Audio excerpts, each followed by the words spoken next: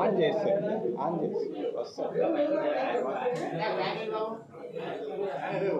పెట్టాడు. ఈ లెక్కలు తెలియాల్సిన అవసరం ఉంది. ఈరోజు పోలవరం ప్రాజెక్టు ఇది అంతర్జాతీయంగా ఇది ఒక ఫ్రాడ్. నేను చెప్తున్నాను ధైర్యంగా, ఇదొక ఫ్రాడ్. మరి ఇది పోలవరం కాదు, ఇది పాలిటీషియన్లకు వరంగా తయారైంది, కాంట్రాక్టర్లకు వరంగా తయారైంది.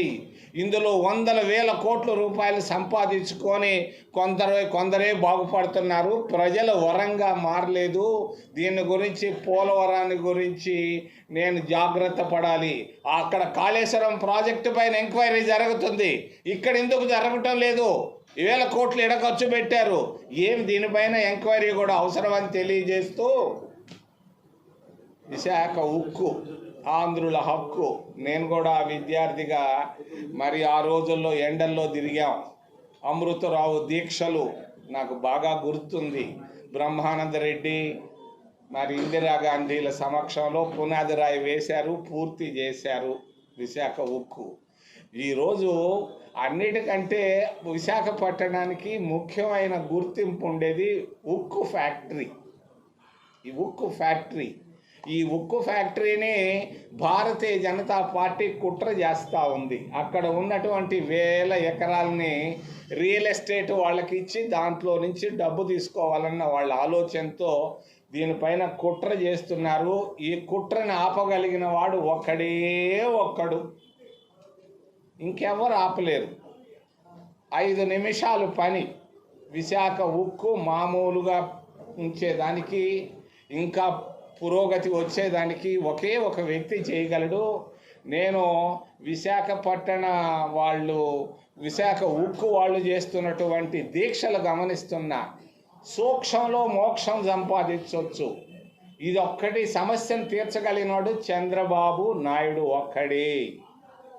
మా కాంగ్రెస్ పార్టీ అధికారంలో వచ్చినప్పుడు 5 నిమిషాల్లో ఆర్డర్ తీసిస్తా, అభివృద్ధి చేయిస్తా. మేము అధికారంలో లేము. ఈరోజు దీన్ని సమస్యను పరిష్కరించగలిగిన వాడు ఒక్కడు.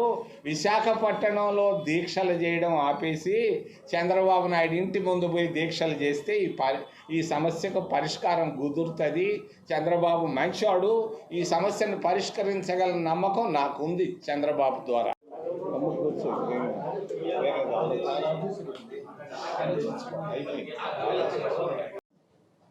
విశాఖపట్నంలో నేను 4 విషయాలు ప్రస్తావించేదానికి మీ ముందుకు రావడం జరిగింది. ఒకవైపు ప్రపంచంలో యుద్ధాలు, భారతదేశంలో విపరీతమైన నిరుద్యోగం, అధిక ధరలు, ఆకలి, విపరీతమైన ట్యాక్సులు. ఈ పరిస్థితుల్లో మీ ముందుకు ఈ మధ్య ఒక 15 రోజులుగా కాంట్రవర్సీలో ఉంది, రాజకీయాల్లో ఉంది, మన తిరుపతి లడ్డు. ఇందులో నిజమేంటి, అబద్ధం ఏంటి? అబద్ధం, జంతు కొవ్వు కలపడం అనేది అబద్ధం. కల్తీ జరిగింది, ఇది నిజం. ఏమి కల్తీ జరిగింది? నెయ్యి పేరు పెట్టి తక్కువ రేటుకి ట్రేడర్ దీంట్లో పామాయిలో వంట నూనె పోశాడు. నేనే వెళ్ళాను అక్కడికి, ఆ డబ్బాలు బగలగొట్టి చూశాను. వాసన మాత్రం నెయ్యి వాసన వస్తుంది. నెయ్యి లక్షణాలు దాంట్లో లేవు. ఆ డబ్బాలో ఎందుకు లేవు? నెయ్యి ఎప్పుడూ గడ్డకడుతుంది, తెల్లగా ఉంటుంది. గడ్డకట్టలేదు నెయ్యి. ఎప్పుడో పంపించే నెయ్యి మామూలు నూనెలాగా ఉంది. నా అనుమానం అది కల్తీ నెయ్యి. జంతువులు కలిపారు, పంది మాంసం కలిపారు, చేపల మాంసం కలిపారు, గొడ్డు మాంసం కలిపారు అన్నది 100కి 1000 పాళ్ళు అబద్ధం. అది జరగదు తిరుపతిలో. కారణం ఏంటంటే అక్కడ తయారు చేస్తున్నటువంటి వాళ్ళు 100కి 100% వెజిటేరియన్లు. నేను కుల ప్రస్తావన తేకుండా కూడా చెప్తున్నాను. చేస్తున్నటువంటి వాళ్ళు అందరూ బ్రాహ్మణులు. అక్కడ జరిగే ప్రశ్నే లేదు ఇటువంటిది. అది ఒకప్పుడు 25 రూపాయలు ఉండింది లడ్డు, 50 రూపాయలకు పెరిగింది. ఈరోజు ఆవుతో నిజమైనటువంటి కల్తీ లేనటువంటి ఆవు నెయ్యితో లడ్డు తయారు చేయాలి, అంత పరిమాణంలో అంటే 100 రూపాయలు పడుతుంది. మా వాళ్ళు కూడా ఇవన్నీ గమనిస్తుంటారు, ధరలు మరి వస్తువులు. కొంత ఒకప్పుడు ఉన్నటువంటి శ్రేష్టమైనటువంటి లడ్డు రాలేదు. 50 సంవత్సరాలు 30-20 సంవత్సరాల నాటి లడ్డు లేదు ఈరోజు. ఇది వాస్తవం. దాంట్లో కొంచెం కల్తీ జరిగింది. కానీ చంద్రబాబు నాయుడు ఈ విషయంలో మాట్లాడకుండా ఉంటే చాలా బాగుండేది. చంద్రబాబు నాయుడు స్థాయి పెద్దది, ఈరోజు ముఖ్యమంత్రి. ఆయన మాట్లాడడం అనేది తప్పు, నేను ఖండిస్తున్నాను. దాన్ని నిన్న పవన్ కళ్యాణ్ కూడా అనవసర రాద్ధాంతం చేస్తున్నాడు తిరుపతిలో. మా తిరుపతి క్షేత్రానికి, పుణ్యక్షేత్రానికి నష్టం చేస్తున్నటువంటి భారతీయ జనతా పార్టీ, పవన్ కళ్యాణ్ పార్టీ, మరి తెలుగుదేశం పార్టీలు నేను ఖండిస్తున్నా. ఈ పుణ్యక్షేత్రంలో రాజకీయాలు వద్దు. ఇది అయోధ్య కాదు, ఇది పవిత్రమైనటువంటి మరి 100 కోట్ల మంది విశ్వాసం, భక్తి మరి నమ్మకం ఉన్నటువంటి ప్రాంతాన్ని మీరు అపవిత్రం చేయడం అనేది తప్పు, నేను ఖండిస్తున్నా. మరి ఈరోజు సుప్రీంకోర్టులో ఉంది. ఏం చేయగలదు సుప్రీంకోర్టు? ఎప్పుడో సంవత్సరాల క్రితం కల్తీ వచ్చుంటే ఈరోజు ఏం చేయగలదు? ధర్మాసనాలు పని కాదు ఇది.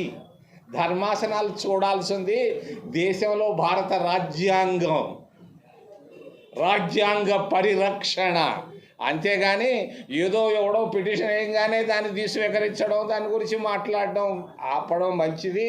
దీన్ని తిరుమల పవిత్రతను సుప్రీంకోర్టు దృష్టికి, దర్యాప్తు సంస్థల దృష్టికి తీసుకెళితే మరి దేశం నష్టపోతాయి, ప్రాంతాలు నష్టపోతాయని తెలియజేస్తూ, రెండవది ఆంధ్రప్రదేశ్ రాష్ట్రం.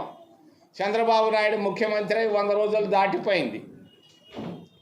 ఆయన 6 సూపర్ 6 అని చెప్పాడు. ఒక్క 6 కొట్టలేదు, ఏదో పెన్షన్లు ఇచ్చుకుంటా పోతున్నాడు. అందరూ ఆ సూపర్ 6 వైపు చూస్తున్నారు. సూపర్ 6ను వెంటనే రేవంత్ రెడ్డి అక్కడ ముఖ్యమంత్రి కర్ణాటక వాళ్ళలాగా సూపర్ 6 కంప్లీట్ చేయాలని తెలియజేస్తూ, ఆంధ్ర అంటే 2 అంటున్నాడు, ఏపీ అంటున్నాడు. ఏ అంటే అమరావతి, పి అంటే పోలవరం. ఏంటి అమరావతిలో 1000 కోట్లు పోస్తున్నారు, కృష్ణానదిలో కడుతున్నారు. ఇదేమన్నా ఆలోచనో అనాలోచనో నేను మాట్లాడదలుచుకోలేదు, కానీ ఆలోచించాల్సిన అవసరం కూడా ఉంది. కృష్ణానదిలో మరి రాజధాని కట్టడాన్ని గురించి మళ్ళా ఆలోచించమని చంద్రబాబు నాయుడిని నేను సున్నితంగా తెలియజేస్తూ, పోలవరం ప్రాజెక్టు నాదెళ్ల భాస్కర్ రావు వ్యవసాయ మంత్రిగా, నాదెళ్ల మనోహర్ నాయన వ్యవసాయ మంత్రిగా ఉన్నప్పుడు వేశారు పునాది రాయి.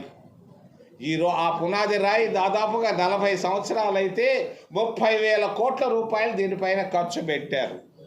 ఈ 30,000 కోట్ల రూపాయల్లో అసలు ఎంత ప్రాజెక్టు పైన పెట్టారు, ఎంత రిహాబిలిటేషన్ పైన ఖర్చు పెట్టారు, ఇంకా ఒక 30,000 కోట్ల రూపాయలు కావాలంటున్నారు. నేను అడిగాను చంద్రబాబు నాయుడిని క్రితంలో వచ్చినప్పుడు, మరి రాజశేఖర్ రెడ్డి ఎంత ఖర్చు పెట్టాడు, చంద్రబాబు నాయుడు ఎంత ఖర్చు పెట్టాడు, కిరణ్ కుమార్ రెడ్డి ఎంత ఖర్చు పెట్టాడు, జగన్మోహన్ రెడ్డి ఎంత ఖర్చు పెట్టాడు, ఈ లెక్కలు తెలియాల్సిన అవసరం ఉంది. ఈరోజు పోలవరం ప్రాజెక్టు ఇది అంతర్జాతీయంగా ఇది ఒక ఫ్రాడ్. నేను చెప్తున్నాను ధైర్యంగా, ఇదొక ఫ్రాడ్. మరి ఇది పోలవరం కాదు, ఇది పాలిటీషియన్లకు వరంగా తయారైంది, కాంట్రాక్టర్లకు వరంగా తయారైంది. ఇందులో 100,000 కోట్ల రూపాయలు సంపాదించుకొని కొందరు